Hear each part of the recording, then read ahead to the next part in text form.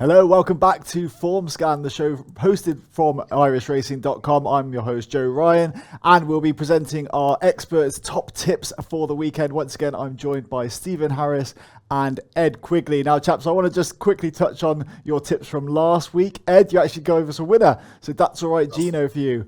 Talk us through Don't it. sound so surprised, Joe. Don't sound so surprised. Yeah, eight to one, the good thing. Yeah, the ground was crucial, wasn't it? That's right, Gino. A huge price in hindsight, but yeah, he jumped to travel. It was all about the ground, so that was key, and that was a nice winner. We got a little bit unlucky with Dusart. He was just starting to creep into the race on the second circuit and got brought down. So yeah, he was a little bit frustrating. Perhaps that'd be another day for him. But yeah, Jamie Snowden.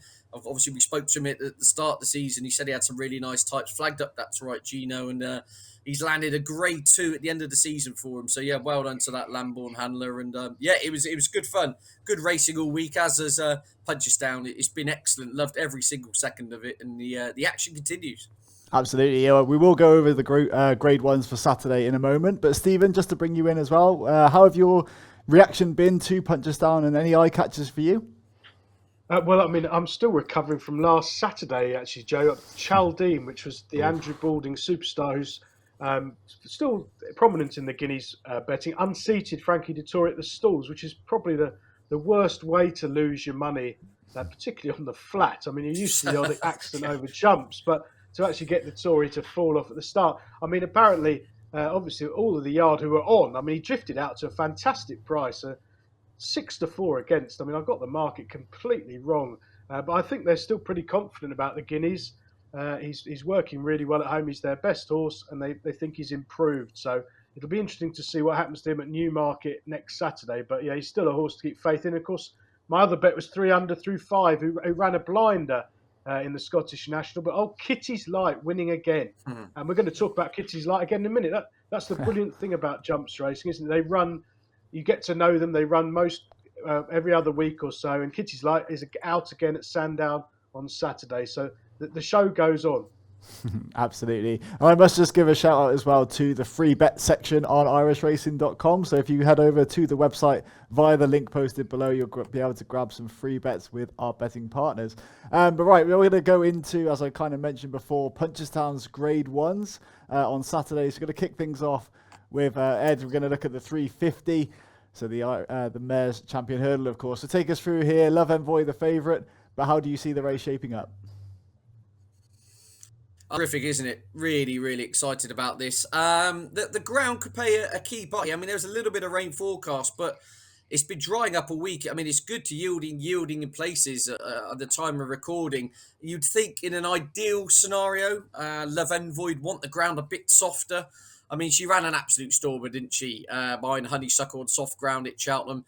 The majority of all Love Envoy's best form has come when the mud is flying. So that would just be of slight concern to me. It's a funny old race, this. I mean, Brandy Love was one of my strongest fancies of the Tuesday, the Cheltenham Festival. Ran deplorably, I think it's fair to say, in that race, run by Honeysuckle. And interestingly, Paul Townend gets off Brandy Love and switches to Echoes in Rain for this encounter, which could be a good pointer. All in all, it's a tricky old race to try and sum up, isn't it, Joe? I mean, you've got Epatante in there. Well, I think he's just been starting to show signs of her age, the 9-year-old. For all that, I think conditions will be absolutely perfect for her. It's a head scratcher. If I was pushed, I would tentatively go with Echoes in Rain.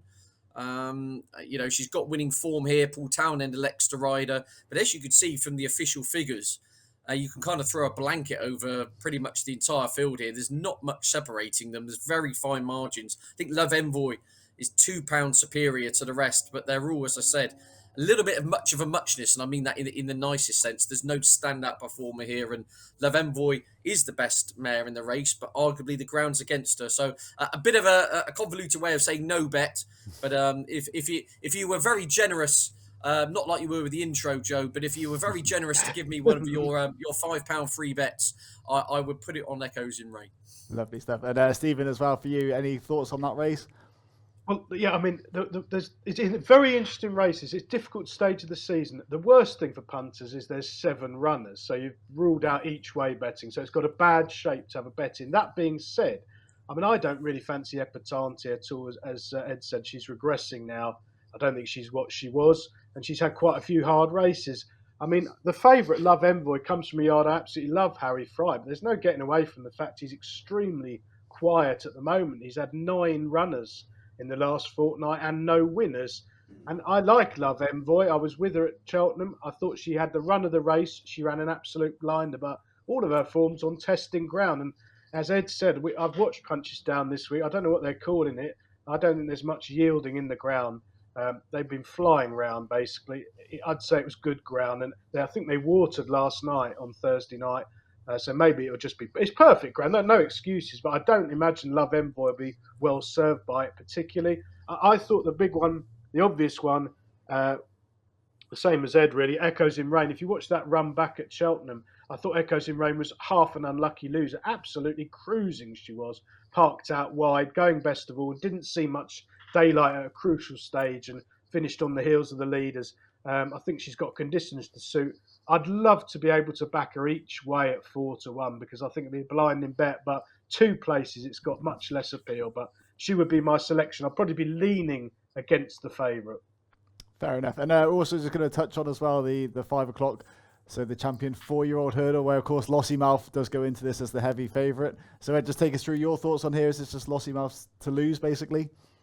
It is on form. Absolutely. Yeah, the Triumph Hurdle winner. The only thing we've got to say is, this meeting every year, it throws up shocks, doesn't it? I mean, all race meetings throw up shocks, but we saw the case in point with Fast or Slow, who couldn't win the Ultima off 148 or whatever, turning over your King George winner and your Gold Cup winner.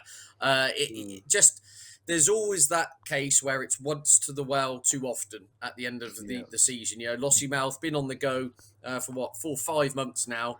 It's one of these individuals will just bomb out and run an inexplicably flat race and not through any kind of logic other than the horse has just had enough for the season.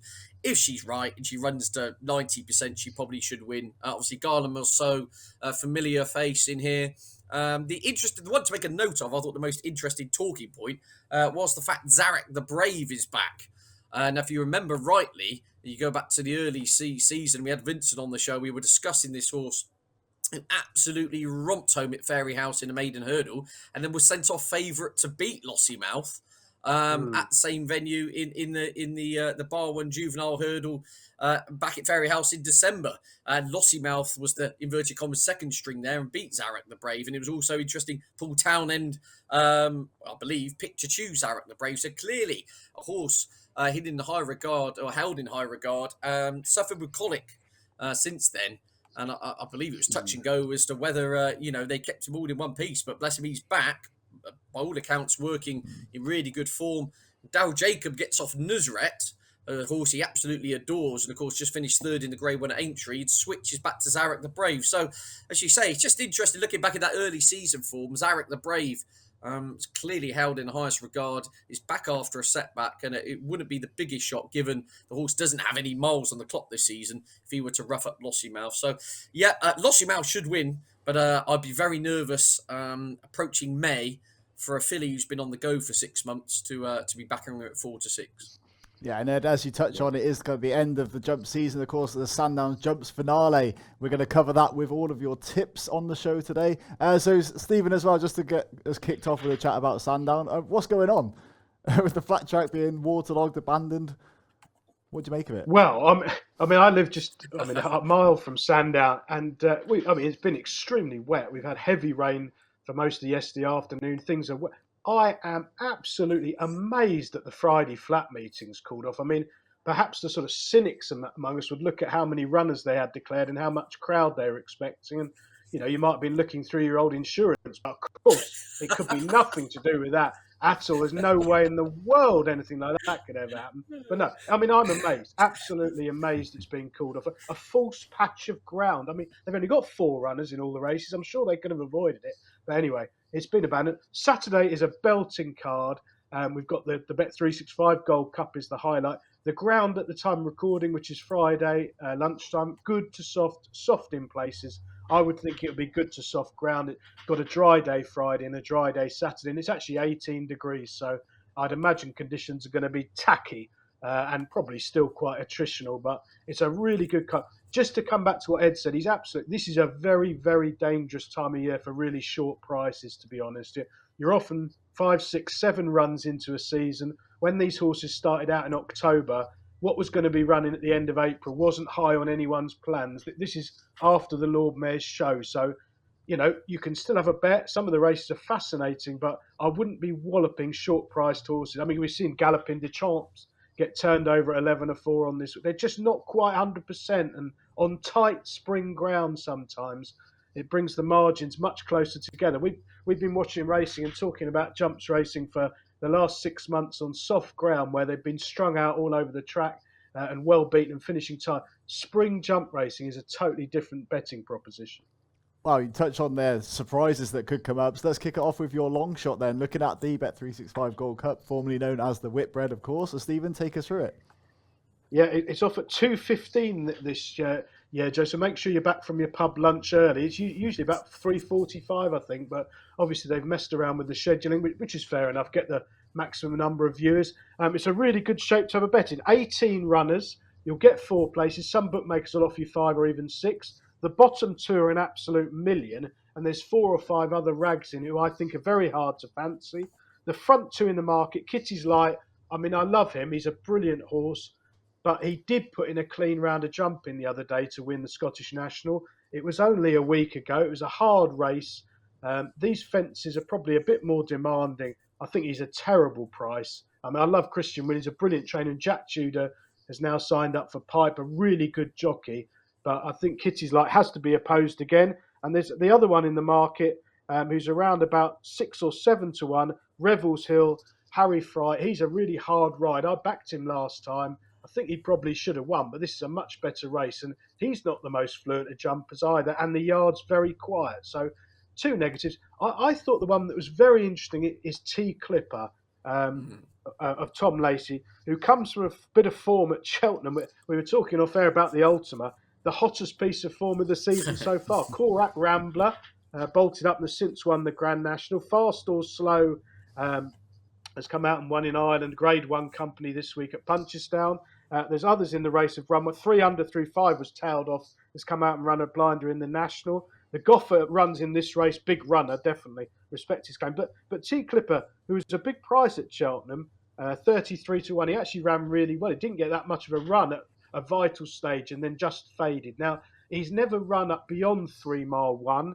So you have to take stamina on trust. And I have to say, when I've tipped him up, it was earlier in the week when we thought we were on good ground, and it's going to be a bit softer than that. And I don't think T Clipper, he definitely doesn't want really testing ground. Good to soft will be absolutely fine. No excuses. But just watch the earlier races to see how bad the ground is. But I do think T Clipper, he's only run 8 times over fences, 1 win. There's a bit more to come from him as his stamina's drawn out.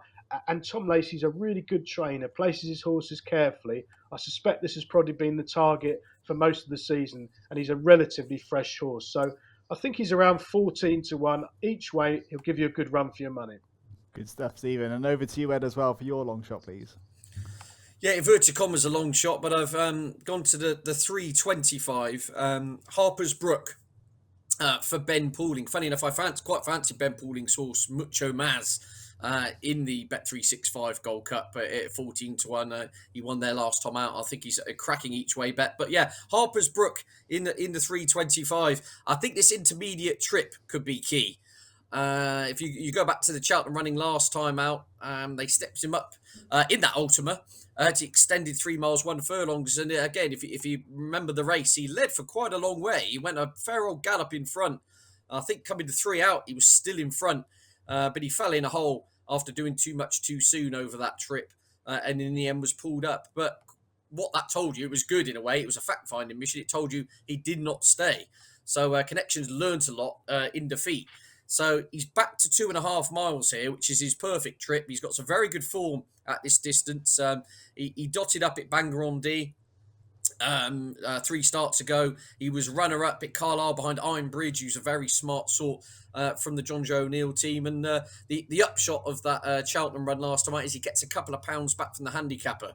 So he's only £2 higher than when last successful. Lightly race sort, but I think this trip is key.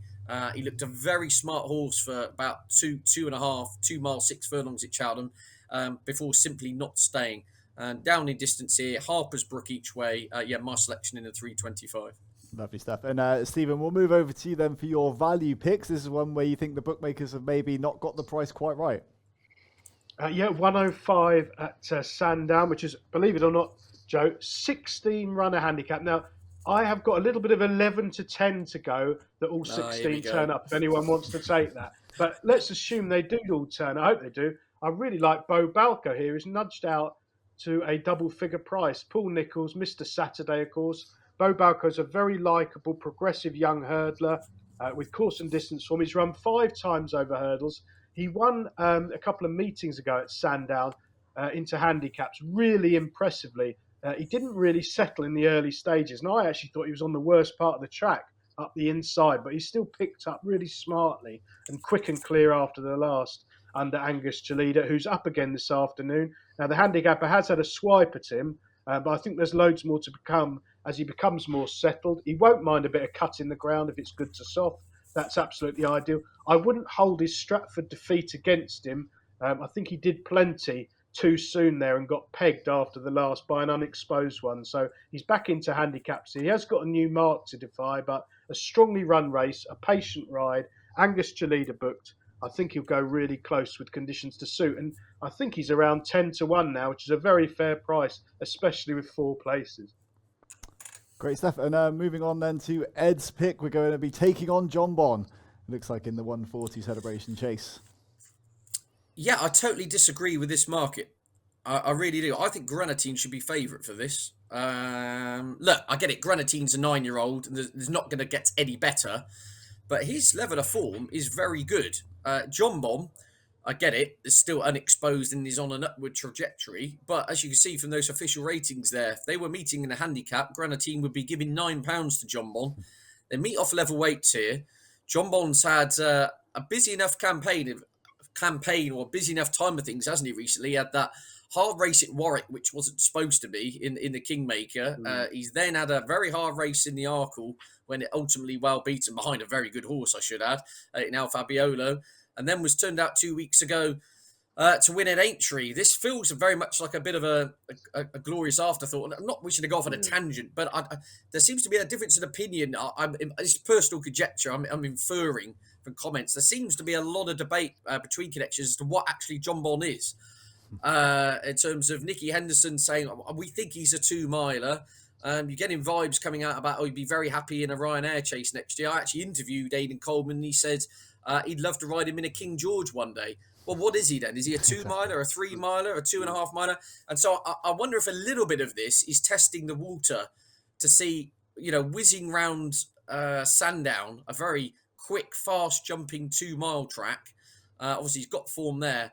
But I think it's a little bit of testing the water with a view of next season with him, because the logical thing to do would be just to put him away now and give him a break. And so Granatine's a fair old yardstick, of course, who's been placed in 2 champion chases, is a previous Tingle Creek winner. And I just think he should be favoured because this is his race. He's won it the last 2 years. He's got a phenomenal record at Sandown. I said he's won at Tingle Creek. He's won this twice. He was runner-up in the Tingle Creek this season. He's very much a Sandown specialist, Granatine. I think trip and ground are going to be absolutely spot on for him. He's had a break since Cheltenham where I think he did incredibly well in the circumstances to finish third by the Nerg. I mean, the ground had totally gone against him. And he was actually travelling pretty well. And he pretty much took the 4th fence with him. And Harry Cobden did well to stay on board and smuggled him into the place money. I thought it was a great ride, all in all, in terms of how many horses can be beaten 32 lengths and have a great ride. That was one of them, if you see what I'm saying, if you watch the race back. For the partnership to stay intact, it was excellent. Granatine, different calibre of horse here at Sandown, as you can see from that previous year's column down the bottom. He really comes alive at the Esher venue. And I said, I think the market's got this all wrong. Pushing even money Jonbon at the end of a long, hard season, I wouldn't be shocked if Granatine came and mugged him here. And I'm of the view, I'm of the camp that I'd like to see Jonbon up and trip. I just don't think he's got that extra gear the 2-milers, the top 2-milers have got. I thought Al Fabiolo made him look very one-paced.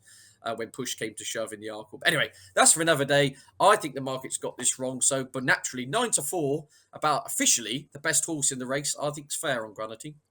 Absolutely. And as you can see from the website here, I'm just bringing up the filter for Grenadine's form at Sandown. So you'll see there is highlighted, obviously, the 3 wins make it pretty clear that, yeah, he loves the venue. But Stephen, we'll move on to your nap because it's in the same race. You're also happy to take on John Bond. Do you echo Ed's thoughts there?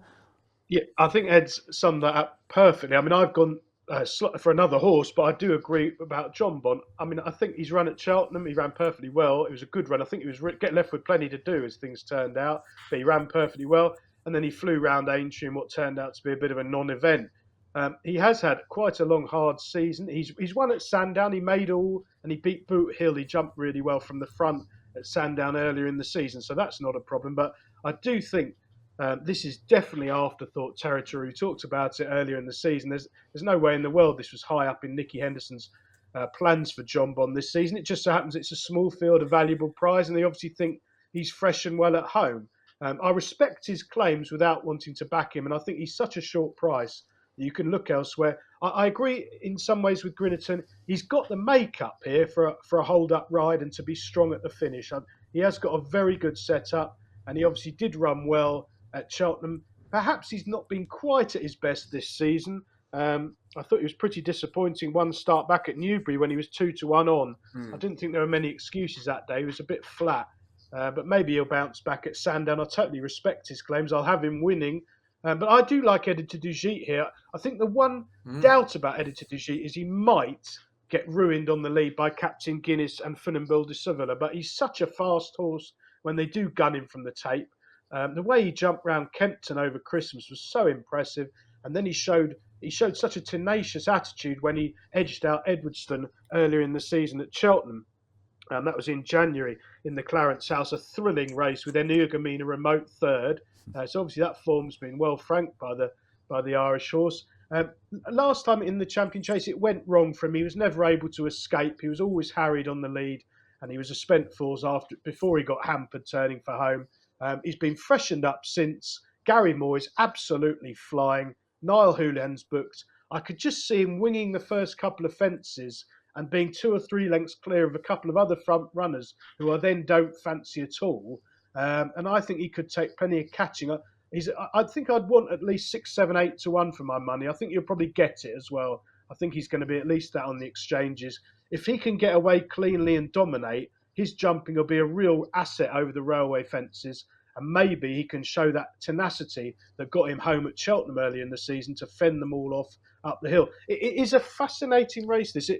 We talked about different form lines before. John Bond has got completely different form lines to all the others. He's the sort of young pretender, a novice coming up the ranks against proven 2-milers. And I mean, don't get me wrong, if John Bond got out to being sort of 2-1, then I'd probably be backing him. But I think at around evens, the percentage call is probably to oppose him. Lovely stuff. I think that sums it up really nicely. And we're going to round off the show with Ed's nap of the day for Saturday. Take us through it. Yeah, I mean, I keep coming back to this horse, and I was almost reluctant to tip him just because I generally don't like to get stuck into short prices at the end of the season. So in pure hypocritical mode, I'm going to tip a short price at the end of the season. But Hewick is 6-4. He's got absolutely nothing to beat here with the nicest will in the world. Some of these other horses. I mean, Hewick has stacks in hand on official figures. He's upwards of £10 in hand. I mean, he's got £12 in hand over Eldorado Allen, of which he receives £2 from. If you see what I'm saying. And Eldorado Allen's the third favourite. Solo is your second favourite here. If they were meeting in a handicap, you'd be giving him £19. He's absolutely... I think there's an argument here. Hewick should be odds-on favourite to win this. Now, it's fascinating. They've gone for this race. He was a non-runner in the Punchestown Gold Cup. He's not gone back to defend his crown in the Bet365 Gold Cup, which I can totally understand off a mark of 168.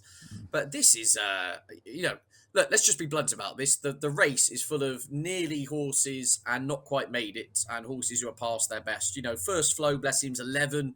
Ground's probably going to be deep enough. Say Eldorado Allen's form seems to be disappearing. McFabulous obviously won on this card last year over hurdles, but again, he was very disappointing when last seen. Black Jerry, fantastic lady. Again, they've got stacks to find. My only reservation about Hewitt, the only reservation is the Gold Cup itself. How much did that take out of him? Pretty well. In fact, every horse that's come out of the Cheltenham Gold Cup since has been beaten. Brave Man's Game, Galloping the Champ, Ahoy Signor. You start going through the list. It's a race which has clearly taken its toll on a few of them. Raw Guy, I think it's 7 have come out, all tried, and all been beaten since. But Hewitt departed 2 out. At the time, he was on the retreat. Again, the Gold Cup is the Gold Cup.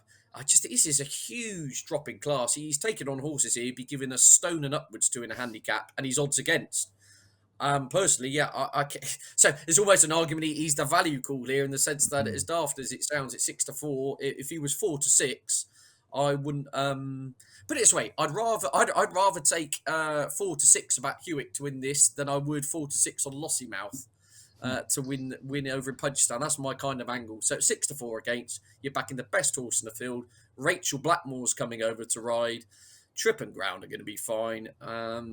He's either got to run a stone below form, or one of the other exposed sorts in there has got to suddenly find £10 out of somewhere, which we can't really see an obvious reason why they will do it. So yeah, Hewitt, Granatine, Harper's Brook, my 3, but a big nod to Mucho Maz in the Bet365 Gold Cup, because that rain is crucial for him. He dotted up on soft ground at Sandown last time out. Ben Pooling interviewed last night saying it's been the plan all along, but they would want to see substantial give underfoot for him to put his best foot forward. Wow, that sums up really nicely, Ed. Thanks for your tips this weekend. And I think, Stephen, we can just sum up your selections for the weekend as well, please. Yeah, just to sum them up. So we start with the long shot in the 215 in the Bet365 Gold Cup. T Clipper. I think he's unexposed, granted a proper test of stamina. He was quite eye-catching in the Ultima. That's really strong form. He doesn't want rain. I don't think we're going to get any more. It might dry out Friday, Saturday, and it might just be good to soft, which would be fine. There'd be no excuse. Watch the early races. Make sure it's not too testing for him.